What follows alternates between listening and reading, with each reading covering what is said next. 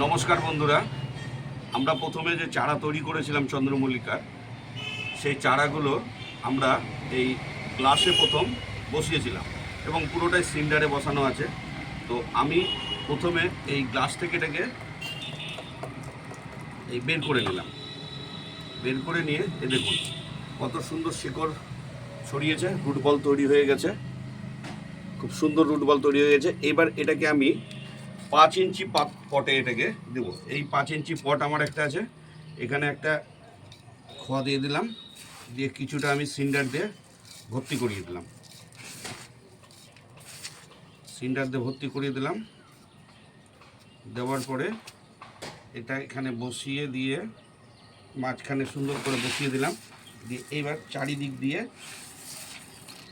সিন্ডারগুলো দিয়ে পূরণ করিয়ে দিলাম।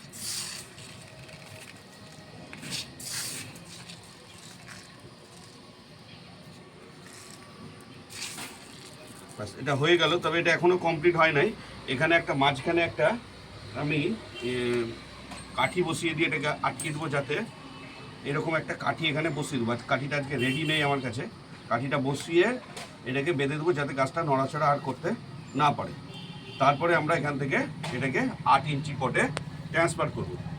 8 ইঞ্চি পটে যখন ট্রান্সফার করব, তখন এটাকে আমরা 3টে কাঠি দিয়ে রিং বেঁধে দেবো, যাতে ডালপালাগুলো রিংয়ের উপর একটা নির্দিষ্ট গোলাকৃতিতে তৈরি হয়।